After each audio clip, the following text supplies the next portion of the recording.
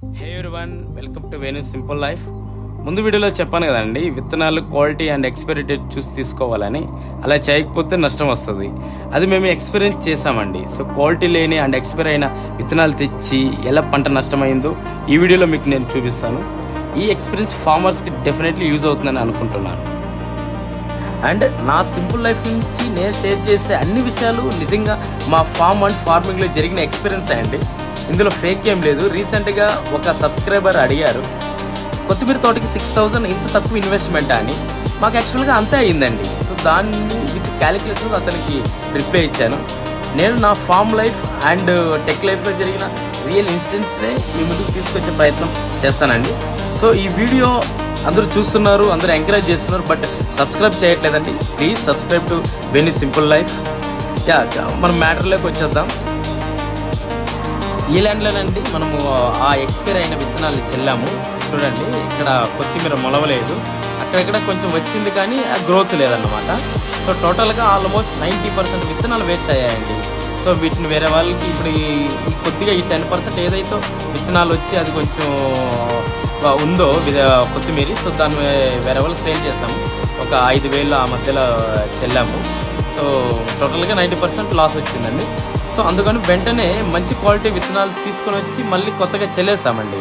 So ఏమాత్రం late చేయకుండా ఈ విత్తనాలు చెల్లి ఇప్పటికి 15 days అవుతుందండి.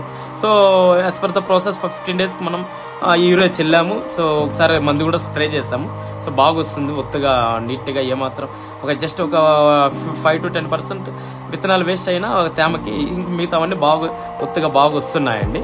సో మొలకలు చాలా బాగా వస్తున్నాయి. సో మీరే చూస్తున్నారు కదండి డిఫరెన్స్.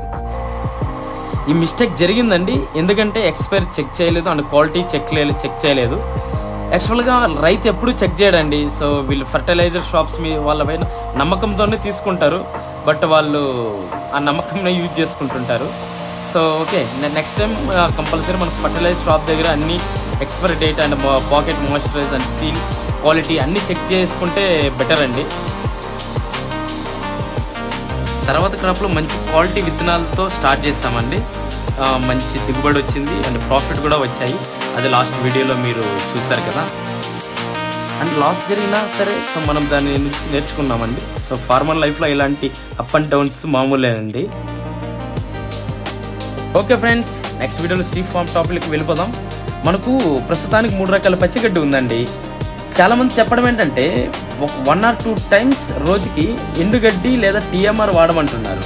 సో అందుకోసమని నేను 3 నుంచి 5 షీ ఫార్మ్స్ విజిట్ చేశానండి. వాళ్ళు చెప్పడం ఏంటంటే TMRతో ఎక్సలెంట్ రిజల్ట్స్ ఉన్నాయి, సో మీరు కూడా వాడండి అన్నారు. అందుకోసం నేను కూడా ఒక 1000 kg తెప్పించానండి లాస్ట్ వీక్లో. సో నెక్స్ట్ వీడియోలో TMR గురించి మాట్లాడేసుకుందాం. ఎంత రేటు పడింది, పచ్చి మేతకి అండ్ TMRకి డిఫరెన్సెస్ ఏంటి, ఏది బెటర్, అడ్వాంటేజ్ అండ్ డిసడ్వాంటేజెస్ అన్నీ మాట్లాడేసుకుందాం.